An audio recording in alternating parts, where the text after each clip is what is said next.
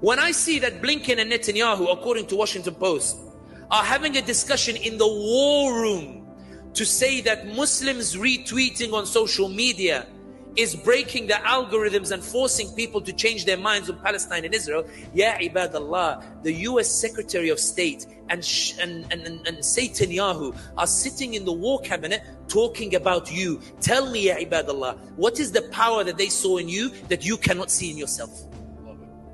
When Blinken goes to bin Salman and says, please help me to keep them quiet, Blinken is discussing you with the Saudi Crown Prince Mohammed bin Salman. When Abdurrahman al-Sudais gets a phone call from bin Salman that says, I need a fatwa to get these Muslims in Chicago to be quiet.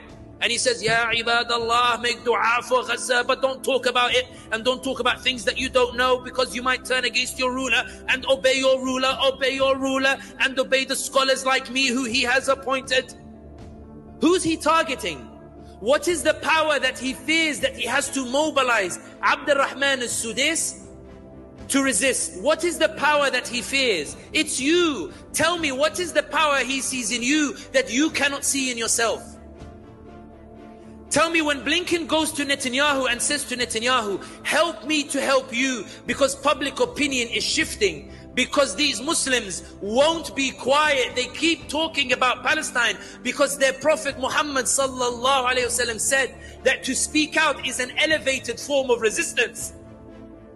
When Blinken is telling Netanyahu that we need to put a humanitarian pause because they're causing a shift in public opinion, what is the power that he saw in you that he went to Netanyahu and panicked and said we need to change our strategy? Why do they see the power in you but you fail to see it in yourselves? Why is it Allah says وَإِن تَعُدُّوا نِعْمَةَ اللَّهِ لَا تُحْصُوهَا, that if you were to count the blessings of Allah, you would never finish counting them, suggesting you're never in a poor state. Allah always give you His blessings. Why do they see the blessings and power Allah gave you, but you fail to appreciate the blessings that Allah subhanahu wa ta'ala gave to you? Takbir. Takbir. That's why reading the Quran as a political book as well gives you these conclusions. Allah is merciful. Allah doesn't expect you not to feel scared. Allah doesn't expect you not to hesitate. Musa alayhi salam received 6 reassurances before he went to Fir'aun.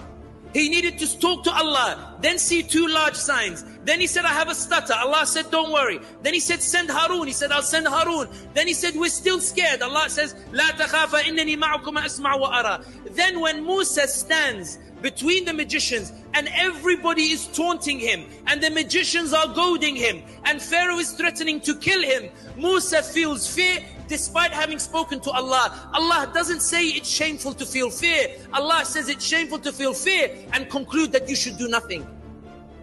Because Allah subhanahu wa ta'ala said to Musa, لا تخف إنك أنت الأعلى. And Allah in His mercy didn't say, Musa, how dare you? He said, Musa, I've elevated you. I've made you stronger. And He reminds him, throw your stick, it will defeat the magicians. And Musa threw the stick and he found all the magicians prostrated before Allah subhanahu wa ta'ala. Allah said, leave the outcome to me. Just move, just mobilize, just do something.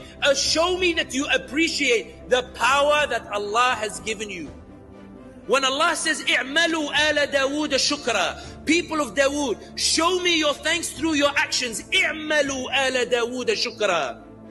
It means that your gratitude is shown through the actions. Ibadallah, I am puzzled by an ummah that believes itself to be weak when I see it's the people repressing it, convinced that it's so strong that it needs to be repressed.